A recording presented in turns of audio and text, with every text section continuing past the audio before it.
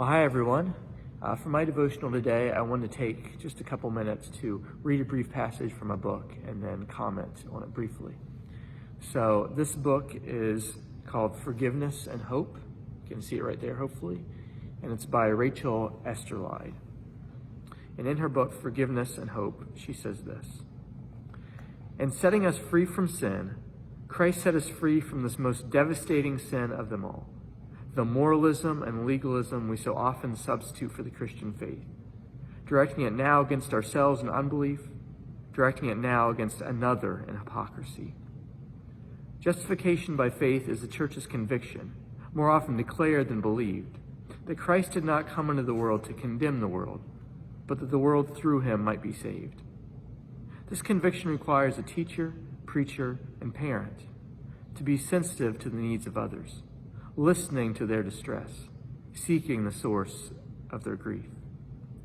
Our temptation is to one-way preach, never entering into dialogue with the one we seek to help. We are not afraid to preach to people or to teach them, but we fear to talk seriously with individuals about the deepest concerns of life and death, afraid on the one hand that we may uncover a problem in the other too difficult for us to handle, afraid on the other hand that we may reveal to him a need in ourselves that we are unable to face. Our problem in both cases is our unwillingness to look at sin for what it is and to look at ourselves as sinners." So I think this is a great reminder for us to not judge others too quickly. I think one of our greatest temptations as humans is to judge others, to be judgmental of others when they behave in a way that we don't approve of, when they do something that we don't like.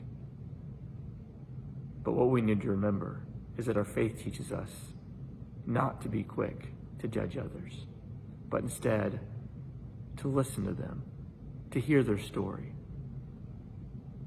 You know, I've said before that I think one of the most amazing qualities of Jesus in the Gospels was his ability to listen to those whom he helped.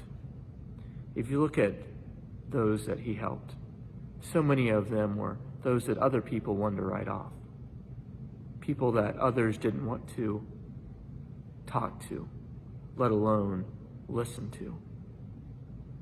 Think about, for instance, the woman at the well, or the woman caught in adultery, or Zacchaeus up in the tree, or so many others who Jesus healed.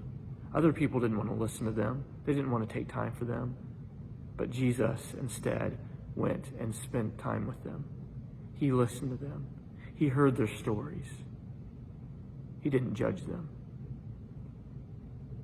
And so that's a call for us.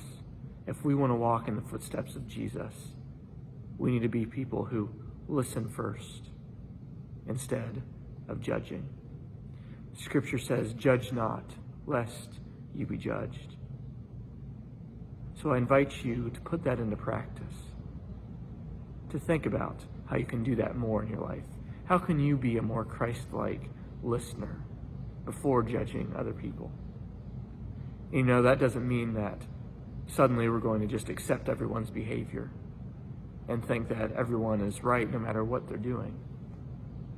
But the more that we're Christ-like in our listening, the more that we can understand people, and the more that we can be compassionate towards them. And as you do that, I would also invite you to remember your own sinfulness, to remember that just as that person needs God's grace, you also need God's grace. All of us needs God's grace. We all need it. And so that also helps us not to judge too quickly. So let's do that. Let's be good listeners. Let's be mindful of our own sinfulness before we judge others too quickly. Think about that. Have a great day, and we'll talk to you soon.